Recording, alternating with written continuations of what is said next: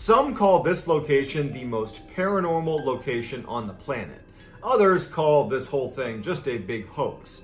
But what is undeniably true, and frankly what makes this case so much more interesting, is that unlike the vast majority of paranormal stories and claims, this case was put to an enormous amount of scientific scrutiny. In fact, there was a decade-long study done on this case, where PhDs and scientists converged on this one location and basically around the clock studied, all these claims of the paranormal that was happening in the area. And after a decade of research, the findings are pretty mind-blowing. And the case that I'm referring to is none other than the very famous Skinwalker Ranch. So the too long didn't read version of this story is you have a family that purchases a ranch out in Utah, and as soon as they move in, they start noticing some pretty bizarre things around their property. Everything from, some of their livestock going missing or being harmed. They have strange sightings in the woods of creatures and lights in the sky. They eventually report it to the news, and that news story gets picked up by a couple of other outlets, and a billionaire who is obsessed with researching the paranormal sees this story. He buys the property and installs an entire team of scientists and researchers to basically try to figure out what was happening at this ranch. And they spend 10 years studying this ranch. The outcome is, turns out some strange things really were happening there. Before we get started, if this type of content appeals to you, the kind of strange, dark, mysterious content delivered in a story format, if that appeals to you, that's what my channel's all about, and I post 3 to 4 times a week. So if that appeals to you, please gently ransack the like button and then turn on all notifications so you can get all of my content every time I upload every week. All right, on with the story. In the northeastern corner of Utah lies a 500-acre plot of land, it's all desert, where a ranch sits, and that is Skinwalker Ranch. It was built in the late 1800s, early 1900s, and it was actually built on a piece of land that had apparently been cursed. Prior to its construction, the Navajo tribe had a feud with the Utes Native American tribe. The Utes were selling off other Native Americans that they would capture. They would sell them into slavery to the United States. And so the Navajo, who had previously lived in the area where this ranch actually was built, they were forced off their land as the Utes came in and were rounding them up and selling them into slavery. And before the Navajo left that area, they cursed the land with what's called the Skinwalker curse. The idea was they were going to torment the Utes tribe for the hardships they had inflicted on the Navajo. The Skinwalker curse, legend has it, is this curse where these witches descend on the area and take the form or wear the skin of various predatory animals in the area, namely large wolves and foxes. They inhabit those bodies and terrorize anybody in the cursed land. At some point, this ranch is actually built on the land that had apparently been cursed. It wasn't until many years later when owners of that ranch started seeing predatory animals doing some very strange things in and around their property that they did some research on the area, learned about this curse, and then before long, the nickname had stuck. In 1994, Terry and Gwen Sherman purchased Skinwalker Ranch. It had actually been abandoned by the previous owners for the last few years, so when they purchased it, they got it for way below market price. So they are just so excited to be moving in. They breed cattle, and so they had 500 acres to let their cattle free roam. It was like the dream purchase for this family. And so when they finally do move in, like the day they move in, they don't really care that the grass is overgrown. It looks like things are kind of in disrepair. And in fact, when they go into the homestead, like the actual house on the property, they were so excited about everything that they kind of overlooked some of the strange things that they immediately noticed about the property. They go inside and every window has a deadbolt on it. The inside and outside of every door in the house, not just the doors leading outside, doors leading between rooms had locks, the front and back side. They noticed these big pikes that were driven into the ground at the front door and back door of the property with massive chains stringing off of them, which looked like pretty powerful guard dogs had been there. They're thinking to themselves, well, this is a huge piece of property. Perhaps the previous owners are a little bit paranoid because they're kind of isolated. And so They didn't really raise a red flag when, to be honest, had I moved into a property where every single door and window had multiple locks on it, they had these big guard dogs, I'd probably ask a couple questions, but you know what? Terry and Gwen, they're just so excited about this purchase that, again, they kind of just overlook it. So on the day that they are moving in, Terry and Gwen have some family members over to help them offload trucks and move stuff into the homestead. And it's during this process, as they're moving things out of the truck into the house. And again, you got to remember that the house is situated like right in the middle of the property, and you can see in every direction basically unobstructed because it's basically open desert, with the exception of a couple areas that are, you know, basically forests. And as they're offloading some of the stuff into the house, Terry looks out at one of these tree lines and he notices this huge wolf, or what looks like a wolf, pretty well off in the distance, kind of meandering its way over towards them. But it's far enough off that this is not enough to be totally worried about it. After all, I mean, Terry was a rancher and his family were fairly rugged. They carried weapons and they were used to, you know, protecting their livestock from predators. So this was not a, oh my goodness, I can't believe a wolf is near us. It was more like, okay, let's make a note that there's a wolf walking towards us. And so Terry he tells his family, hey guys, just so you know, there's a wolf coming towards us right now. And the whole family is now standing near the truck and they're watching this wolf. And Terry recalled, as he's staring out watching this wolf, it's kind of almost walking in like a snake, like a serpentine path towards them from hundreds of yards out. It's still quite a ways out. Terry notices that there was a fence that was out where this wolf is. And the fence was pretty big, and the spaces between posts were about 6 feet. When he had a good look at the wolf next to the fence, he could tell that the wolf was at least 6 feet long. And he was thinking, like, are my eyes playing a trick on me? Like, that's an enormous wolf. That's the biggest wolf I've ever seen. But the wolf wasn't acting angry or aggressive. It was just kind of skulking its way towards them, very nonchalant, you know, broad daylight. And at some point, you know, Terry and the family, they're standing behind the truck, and Terry said that they all had this feeling that the wolf was not going to harm them. And the wolf got about 100 yards away, and Terry and his family are transfixed. And he even said he didn't understand why they weren't scared or why they weren't, you know, running away or shooting at it or something, but they didn't. All of them are just standing there watching this wolf that's massive. And the wolf is wagging its tail and acting like a domesticated dog. The wolf comes over and goes up near Terry's father, who was there helping unload some of the gear they had. And Terry's father just kind of reflexively reaches out to start petting this. He's petting like up at his head level, this massive wolf. And the wolf just acts like a domesticated dog and kind of rubs against his hand and then starts walking away from them, just wagging its tail and not doing anything, not causing them any harm, not snarling, not growling, nothing. But just as nonchalantly as it walked over to them, it walks over to where they had a pen with a couple of cows and calves inside of this pen. And one of the calves had its head through the post that was keeping them in this cage, just kind of watching this wolf. And the wolf notices it and in an instant jumps over to this calf and immediately has the whole head of the calf in its jaws, just trying to rip it out of the cage. But it can't get it to squeeze through the cage. And so all of a sudden, you know, like Terry and his family are broken out of this weird trance, and Terry starts firing shots at the wolf. It strikes the wolf and has no impact. They run over, they start hitting it with the back end of an axe. They're trying to get this thing off of the calf because their livestock, that was their livelihood. And you know, these are rugged people, and so they're trying to fight to save their property, to save their cows. And the wolf is just totally unaffected. It's not trying to attack Terry or his son that are trying to get rid of it. The wolf is just trying to attack the cow, but it won't let go. And finally, it just kind of gives up on the calf, starts kind of retreating. Terry ends up getting his rifle, a high-powered rifle, and takes a shot at the wolf one more time.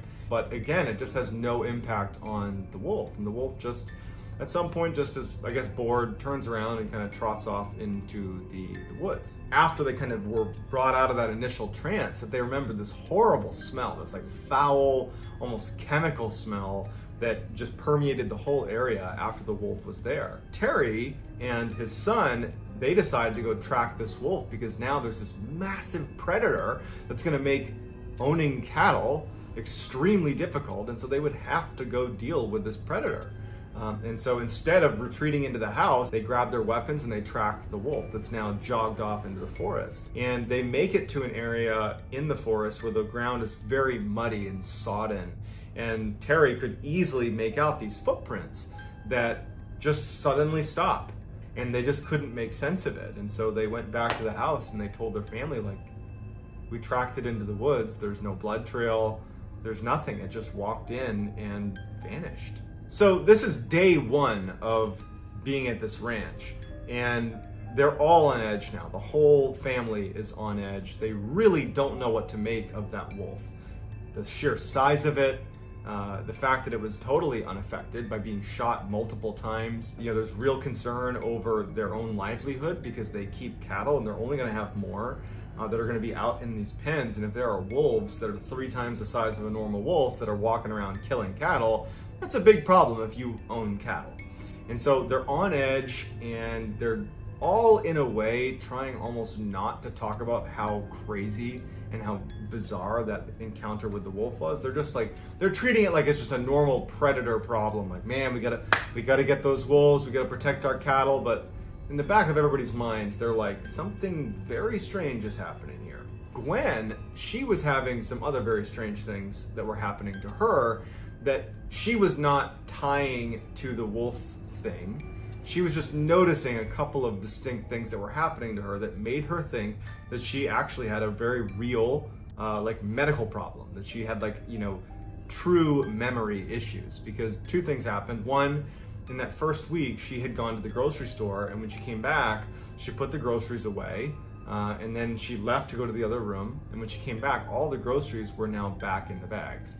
And so for like 20 minutes, she's just sitting there like dumbfounded with, did I put the groceries away? Same day, she goes to take a shower, and she hangs her towel in the bathroom like anyone would, and she takes a shower, and then when she gets out, the towel's missing. And she's like, huh. She gets another towel and she towels off, and then she finds the towel hanging up in a closet on the other side of the house. And so between the groceries and the towel, she's like, is there something wrong with me? Am I like having a stroke? Am I having a medical issue here that I'm like literally losing my mind? And it wasn't until Terry actually had a similar experience that she started to wonder if this had to do with maybe that strangeness with the wolf, that maybe there's just something odd happening about this property. And it was Terry, in that first week, he had been digging holes for a new fence. And he had this big fence digging tool. It was about 70 pounds that he was using to dig the holes for the fence. And so he had taken a break after making a bunch of posts for this fence. He took a break, left his fence digging tool, you know, at the last place he had dug a post, and he went in to grab a bite to eat, came back out, and his fence digger is missing. And initially he just goes into the house and he's like, hey, you know, to his wife, to his kids, like, did you guys move my fence digger? Like, do you know what happened to it? Like, where is it? It's not out there. And they're like, no, we've been in the house the whole time. I have no idea. And so they couldn't find it. And a week goes by, and he's out patrolling his property looking for wolves. And in the tree, like well away from where he had been digging the post before, in the tree, his fence digging tool that's 70 pounds is like 70 feet in the air, strung up in this tree. So Terry comes back to the house and he tells his family about the fence digging tool being in the tree. And that's when Gwen tells Terry about her experiences with the groceries going back in the bag and the towel being moved around the house. And everybody in the family starts to really start being scared. We can't explain what's happening on this property, and we're very isolated. And what's the deal with all these locks on all the doors? I mean, they're starting to feel really concerned. Following the fence digging tool being found, Terry started to notice lights on his property. Initially, because this was the first couple of weeks they're there, he would see lights way at the far end of his property that looked like headlights, and he would think someone must have made a wrong turn that wound up on my property, and we were kind of out in the middle of nowhere, and they'll just leave. And so when he first started seeing these lights, that's what he assumed it was, just people making a wrong turn. But he started to see it so often that he wondered if people were illegally hunting on his property. And so one night he sees these lights on his property and he goes out to investigate. In fact, he's angry. You know, he's had all these strange things happen. His family's on edge. and now he's mad and he's going to take it out on this person who's illegally hunting on his property.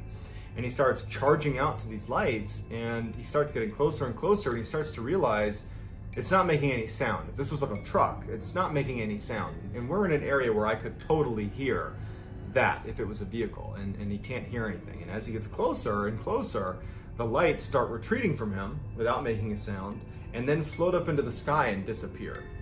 And Terry's like, what is going on here? The winter rolls around, and it's a particularly brutal winter. And one night he couldn't account for one of his cows, and so he's out looking for this one stray cow, and he searches this whole property, and there's only one area that he hasn't searched, and it's that forest where that giant wolf had disappeared after marching in there, and they tracked it in there. And so he goes in there, and as soon as he gets to the tree line, he notices there's a bunch of footprints from what looks like a cow. And he's relieved because it's probably his. He follows it into the woods, and much like the wolf that had just disappeared in that muddy, sodden area in the forest, in the same spot, the footprints that appeared to be this cow had also just, disappeared. And then over the course of the remainder of the winter, that would happen 4 more times. The animals would run away and just disappear without a trace. By the end of the winter, after all these animals have just mysteriously disappeared, Terry and his family, but Terry in particular, has really gone into full paranoia mode. He, at night, would just stalk his own property, hiding behind bushes with his weapon, and hope to see what was taking his cattle. And so one night, as he's doing another fruitless search around his property, he catches out of his periphery what looks like a kind of mass of something moving around in the trees near his property. And at this point, he was kind of obscured by some shrubs and some plants. And so he kind of crouched down and looked out at the tree line. And he sees in the tree line this strange shape kind of moving about inside of the trees. And he would describe the mass as looking almost like a stealth fighter jet, but really small. And it was making no sound, and it was hovering about 20 feet off the ground. And he's crouched down, not making a sound, watching it. And it's just kind of moving around the tree line, and it has these lights it looks to be kind of scanning the ground. And it's just kind of moving around, it's shining these lights, these multicolored lights in the ground, and Terry moves a tiny bit to get a better angle on this thing. And he makes the tiniest of noises against the brush, just like a tiny little, barely audible sound. And this mass that's pretty far away, the lights immediately turn off, and it angles itself so it's facing directly at Terry. And Terry can feel it right away that it's heard this tiny little sound he's made, and now it's staring directly at Terry. And Terry's terrified, and he's looking at this thing, wondering oh my God, is it gonna come take me? What is this? Is this the thing that's been taking my livestock? And he's terrified, and he's staring at it, and it just flies away. By the spring of 1995, things have gotten really, really bad for Terry and his family. Now, not only are they losing livestock inexplicably, but they're showing up. The actual cows themselves are showing up back on their property, hours or days later, just kind of in random locations on the property, and they look like they've had surgery done, precision cuts, and pieces of them are missing. And in addition, some very strange things are happening at the house. At night, they would see these entities walking around their property, these humanoid, they described them as having no expression, just walking around their property. And sometimes they would walk right up to the glass, put their hands on the glass and look in, but there was no face. And Terry and his family, they had blinds down, and they would use the deadbolts on every single door and window, but they could hear them rapping at the glass, and they could hear them communicating in a language they didn't understand right outside of their house. And this became so regular that it was almost impossible to sleep. Terry's kids started performing very poorly in school because they weren't sleeping. Terry's wife, Gwen, she lost her job at the bank because she wasn't sleeping, and she was delusional. They were all just at an absolute breaking point. Terry is now feeling totally disheartened. One night he's sitting on his porch with his rifle, and he notices out on the horizon a new phenomenon. He was used to seeing the lights on his property that would be off in the distance that would disappear, and he had previously seen that kind of fighter jet thing that was scanning the area. Those were two types of lights he would see, but there was a new light he saw as he's sitting on his porch. It was almost like this orangey orb that appeared off in the distance. Since he had his rifle with a high-powered scope on it, he just lifts up his rifle and he looks through his high-powered scope and he zooms in all the way, and he can see that this orb, he describes it as a portal. That as he's looking at it, it has almost like an oval shape to it, and even though it was nighttime, in the middle of the orange orb is this blue sky. It's as if he's looking through a portal into another world where it's broad daylight and there's a sky. And he doesn't know what to make of it, but he can see that a black figure is crawling out of this portal into his property. And it looks just like the black entities that were kind of basically walking around his property at night. In addition to these figures that are crawling, like imagine that scene from The Ring where the girl crawls out of the well. They're crawling out of this portal into his property and then scurrying away into the tree line. And he sees weird craft as well coming into his property through this portal, and then the portal shuts and disappears. Following this night with the orange portal, Terry started to notice blue orbs that he and his family would say were the worst and most terrifying thing of all of the things they experienced. And considering they had tall, featureless black humanoids peering in their windows and rapping on their windows, that's saying something, okay? So a blue orb started showing up on their property. And the way they described it, Terry and his family, was whenever the orb came near you, it gave you this extreme sense of anxiety. It was almost like it was emitting this feeling that you automatically got where suddenly you were unbelievably anxious and terrified of the blue orb. And then as soon as it left, you would, not be anxious anymore. And so one night he's sitting on his porch like he had begun doing, and he sees this orb show up on his property. And his 3 dogs are sitting with him that see the orb, and they start growling and barking. And so he lets his dogs go, thinking that maybe they can scare this thing off. And the dogs take off running towards this blue orb. And they chase it, and you can see the orb, Terry can see the orb that starts to kind of retreat. And he's thinking, oh my goodness, I finally won something. My attack dogs are gonna scare this orb away. And they chase off into the woods, and he sees this thing, the blue orb, retreat into the woods. And then when he's thinking again that finally a little victory for us, he hears his dogs yelping. And he's too terrified to go check it out. And so he ends up going inside and locking the doors, locking the windows like they had been, and just kind of retreating. So the next day, when the dogs haven't returned, Terry and his son, they go out looking for the dogs in the forest. And when they get out there, they get to a clearing and they find 3 stacks of ashes in like little burned out circles, as if there had been a fire previously in these 3 little spots. And it turned out it was the ashes of his 3 dogs that had gone into the woods. They had just been vaporized. Terry decides that it's time to leave, and he wants to sell the ranch. And so he puts the property up for sale and goes to a local news outlet, and he tells them about what's happening on his property. And as fate would have it, a billionaire by the name of Robert Bigelow, who had invested millions of dollars in standing up this scientific research team, this all-star team of PhDs, specifically to research what he described as high strangeness, which really is just paranormal. Basically, he was obsessed with the paranormal and wanted to investigate the paranormal. And he had actually seen that fairly obscure story. When he saw that it was up for sale, Robert Bigelow, the billionaire, saw this great opportunity to buy the piece of property and actually make it the headquarters of his own scientific research team. Not only to investigate what was happening on Skinwalker Ranch, but use it as kind of a hub to do other scientific research.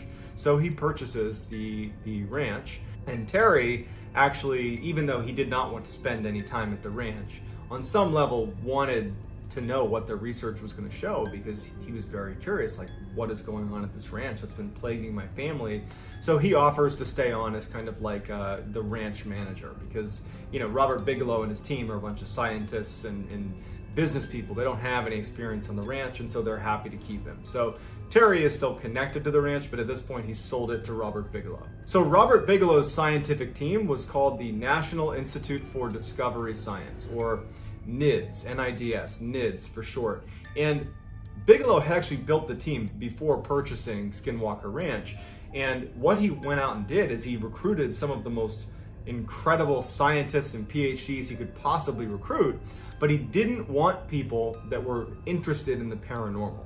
He wanted people that were inherently skeptical, so that if he was ever able to kind of prove the existence of high strangeness, that he would have credibility in doing that. And so he went out and found these incredibly skeptical, incredibly smart scientists and PhDs.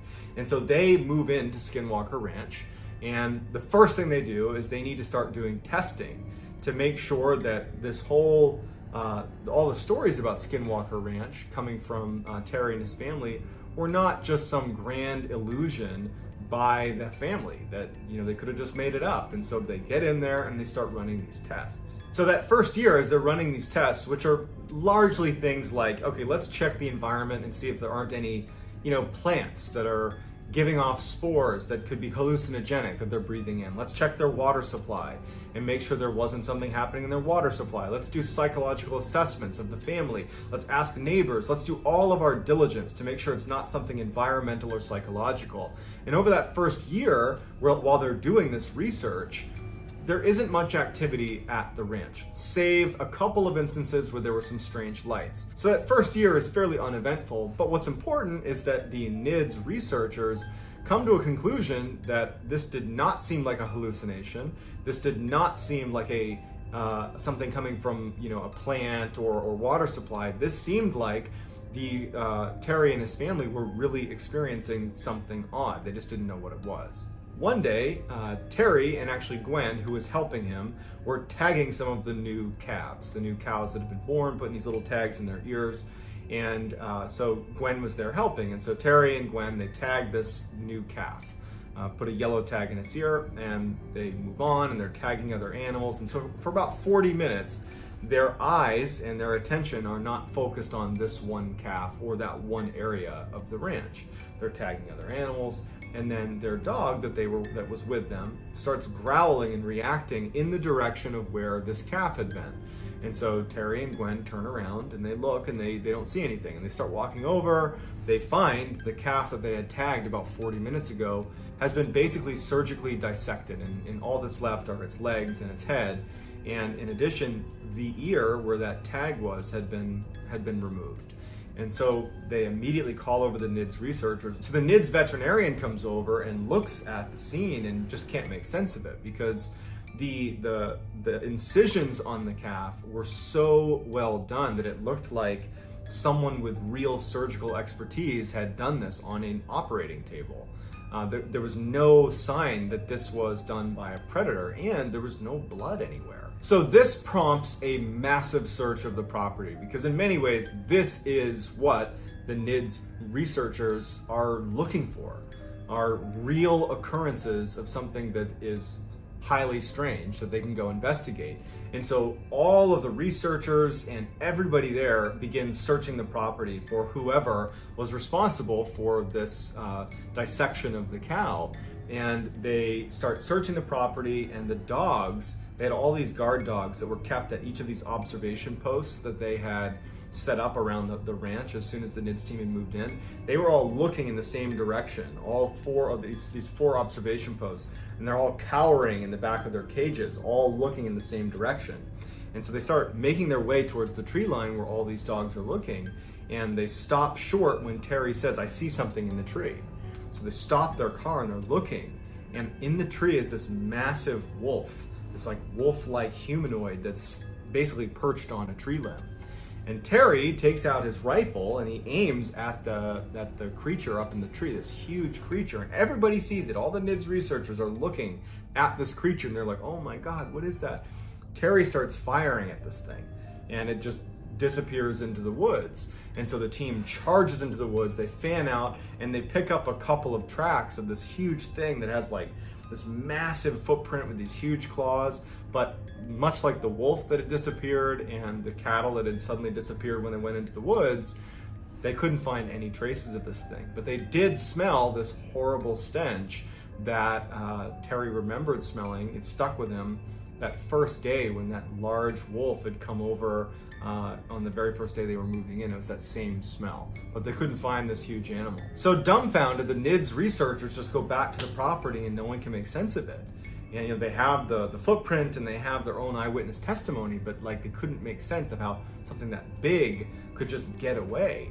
And so over the following month, they're like searching the property and they're looking for any more signs of this huge creature or anything. The only thing they noticed is that the guard dogs consistently stayed in their kennels and did not want to come out. They were acting like they were kind of being hunted, and they were they were cowering quite a bit, and they were scared to go out in the open, but they couldn't find anything. So it was around this time that Terry and Gwen are kind of back to doing work around the ranch, and one day they're driving off to one section of the ranch and they pass by the corral where 4 of their prized bulls were. These are very expensive animals that are all in this enclosure. And so they drive past and they take a mental note that they're seeing these bulls in this enclosure, and they drive off to the other side of the ranch where they're doing some work, tagging animals and building fences, whatever it is they were doing. But when they come back and they round a corner where they're first able to see that corral of bulls again, they are like, where are they? Because the bulls were not in their enclosure and they weren't anywhere. And so they're panicked because these are very expensive animals, and they run over, and Terry sees that the gates to the corral are still locked, but there's no bulls in there. There's no sign of a struggle or anything. And it just so happens that right next to the corral was this fairly small trailer that hadn't been used in years. In fact, it was literally wired shut. It was just sitting there. And Terry, just for whatever reason, runs over and looks in one of the windows. And inside of this tiny enclosure are these 4 bulls, completely calm, all crammed into this tiny trailer. They could barely fit. They're not fighting with each other or anything. They're just calmly sitting there as if they're in some kind of a trance. And Terry yells to Gwen, like, hey, they're over here. They're right here. And it like startles the bulls out of their trance. They start panicking and kicking, and they end up getting them out of this enclosure, and it takes them hours to finally round them up and get them back in the corral. But they're unharmed. But it is almost impossible to get even one bull into that small of an enclosure. It would take hours to maybe be successful at doing that. To get 4 bulls into that enclosure was pretty much impossible. And to do it when they basically were calm after they were in there is also somewhat impossible. And it was important to note that Terry saw when he looked in the window that the only entrance to that trailer was wired shut still. It had not been undone. In fact, the cobwebs at the corner where the opening basically formed with the sides of the trailer, they were still intact, like it had not opened. And it made no sense how those bulls got in there. And so the NIDS researchers come over and they can't make sense of it either. Upon further investigation, the NIDS researchers found that the bars of the corral that held the bulls, a section of it had been highly magnetized. And so while they're doing this research, trying to figure out if magnetic fields has anything to do with the strange occurrences at the ranch, 2 of the NIDS researchers were on the outskirts of the property using their compass to look for magnetic fields, and they started smelling. They both reported smelling that horrible metallic, like rotting smell that other people had reported smelling anytime they saw that large wolf creature. And when they started smelling it, their compass started to flitter and then pointed away from north towards wherever the smell was. And they remember thinking that they felt like they were being watched. And it went on for a few moments, and their compass didn't waver. It was aimed in the direction of the smell, and they're both on opposite sides, pointing in the same direction. And then at some point, the smell stops, and they stop feeling anxious, and the north arrows go back to the way they should have been. And then one of the most terrifying of all of the paranormal occurrences that happened at Skinwalker Ranch happened at the very end of 1997. 2 NIDS researchers were up on a ridgeline overlooking the homestead.